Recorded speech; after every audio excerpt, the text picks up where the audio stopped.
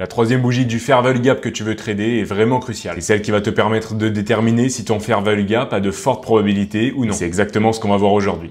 Donc tu vas voir les trois différents types de fair value gap qu'on peut avoir sur le marché et tu vas ressortir de cette vidéo avec une vision beaucoup plus claire des fair value gap et ça va te permettre d'exploser ton win rate. Ok, on va donc voir directement les trois différents types de fair value gap et comment est-ce qu'on va les trader. Et on va voir un exemple sur les graphiques juste après sur chacun de ces fair value gap. Donc le premier que tu peux rencontrer sur les marchés, c'est un breakaway gap. Donc un fair value gap où la troisième bougie est aussi en expansion. Lorsque je vois ça, les probabilités de retracement à l'intérieur de ce fair value gap sont vraiment très faibles. Et même si le prix retrace à l'intérieur, c'est quand même suspect car le retracement est énorme. Et donc ça peut mener à un potentiel retournement et donc une invalidation de ce fair value gap et c'est ce qui peut te faire perdre ta position. Donc pour ce type de fair value gap en particulier, soit tu places ton entrée directement à la clôture de la troisième bougie. Donc si jamais ton stop loss est trop gros, tu peux attendre potentiellement un retracement à l'intérieur, mais à ce moment-là, tu vas devoir avoir beaucoup plus de confirmation depuis ce fair value gap pour prendre ta position. Par exemple ici, admettons que tu sois dans un fair value gap daily. Si tu dois attendre une expansion M15, donc la création d'un fair value gap M15 haussier pour trader ce fair value gap, tu vas donc tout simplement, pour avoir plus de confirmation, devoir attendre un deuxième fair value gap M15. Et donc là, tu pourras prendre ta position. C'est exactement pareil pour un schéma baissier.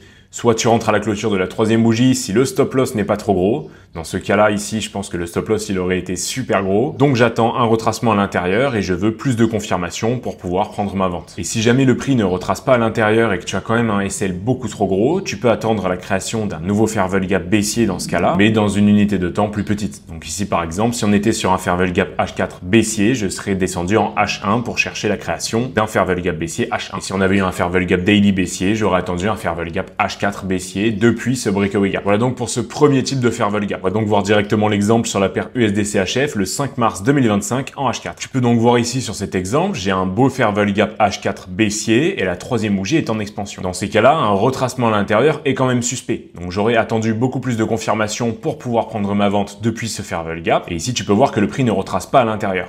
Donc je vais attendre la création d'un fair value gap H1, étant donné qu'on est sur un fair value gap H4, pour pouvoir potentiellement prendre ma position à la vente. Et donc ici en H1, tu peux voir qu'on a encore une fois un breakaway gap baissier, mais là cette fois-ci, je peux rentrer directement à l'intérieur, placer mon stop loss sur le point haut de la bougie d'expansion, donc de la bougie du milieu du fair value gap, et mettre mon ratio de 2. Ça peut être un type d'entrée pour les fair value gap, mais évidemment, moi mon but aujourd'hui, c'est de te montrer la vision globale. Comment identifier les bons fair value gap, mais surtout comment rentrer à l'intérieur.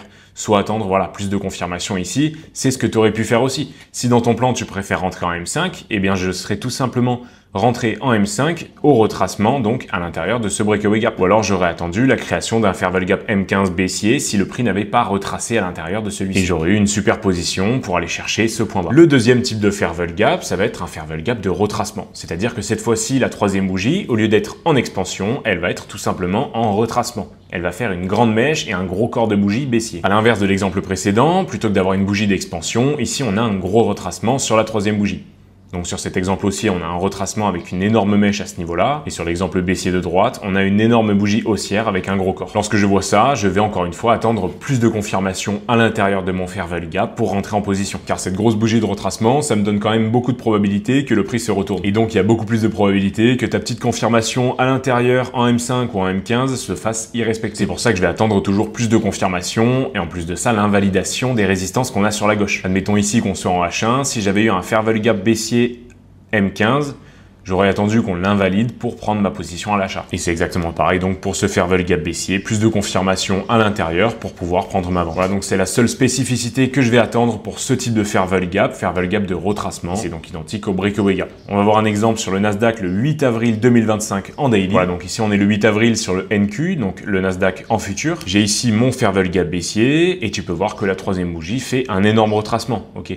Une grande mèche à ce niveau-là, plus un gros corps haussier et aussi une grande mèche à ce niveau-là. Et donc tu peux voir ici, lorsque le prix retrace à l'intérieur, j'aurais attendu plus de confirmation en M15, mais là il se fait tout simplement invalider. C'était complètement prévisible. Ce fair value gap là, je sais qu'il y a de fortes probabilités qu'il se fasse invalider. Moi ce que je veux lorsqu'on crée un fair value gap, c'est que la troisième bougie soit en forme de range. C'est-à-dire qu'elle ne crée ni fair value gap haussier ni fair value gap baissier, qu'elle soit en seek and destroy condition, c'est-à-dire qu'elle vienne juste prendre des liquidités en haut et en bas pour créer un range, donc une manipulation. Donc pour que la troisième bougie, celle qui revient dans mon fair value gap, liquide cette manipulation et reparte à la baisse. Ici, dans ces cas-là, lorsque j'ai un fair value gap de retracement, ma troisième bougie ne fait pas un range, elle fait une expansion. ok? Et elle crée même des fois des fair value gap. Donc ça veut dire que mon prix va avoir beaucoup de mal à réagir à mon fair value gap de base, étant donné qu'il va faire face à énormément de résistance. Alors que lorsque j'ai un fair value gap où la troisième bougie est en forme de range, je n'ai aucune résistance, donc aucune raison de ne pas prendre une vente sur la première confirmation que je vois. Et encore une fois, comme vous le savez, moi mes confirmations, c'est tout simplement des fair value gap en plus petite unité de temps. Donc ici par exemple sur la bougie de lundi 7 avril, je descends en H4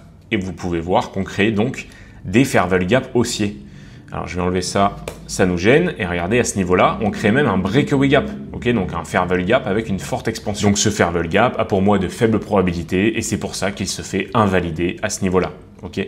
Voilà donc pour les fair value gap de retracement. C'est le deuxième fair value gap que vous pouvez identifier sur les marchés. Et donc maintenant, vous savez identifier les deux fair value gap sur lesquels j'attends beaucoup plus de confirmation pour entrer en position. C'est vraiment ça qui va augmenter ton win rate, donc pense à le noter sur le côté pour t'en rappeler. Et donc le troisième fair value gap, on vient d'en parler, c'est le fair value gap à forte probabilité. Pourquoi? Puisque la troisième bougie est en forme de range. Tu peux voir ici, la troisième bougie fait un range, elle n'a pas clôturé avec un gros corps haussier ni baissier, et c'est exactement pareil pour cette troisième bougie-là, sur cet exemple baissier. Donc ça, c'est vraiment un fair value gap sur lequel j'attends un minimum de confirmation pour rentrer à l'intérieur, car je sais qu'il va tenir. Maintenant, attention, il faut toujours être aligné avec le prix en HTF, et ne pas être, par exemple, sur ici ce fair value gap baissier, à l'intérieur d'un gros fair value gap aussi en daily. Ok? Une fois que tu sais aligner toutes les time frames, tu as simplement besoin d'attendre un fair value gap baissier à forte probabilité. Donc ici par exemple, si je voulais aligner les time frames au-dessus, admettons que ça ce soit un fair value gap H4, on peut dire que ce fair value gap H4 vient d'être créé depuis un fair value gap daily baissier avec un swing low en target, ok?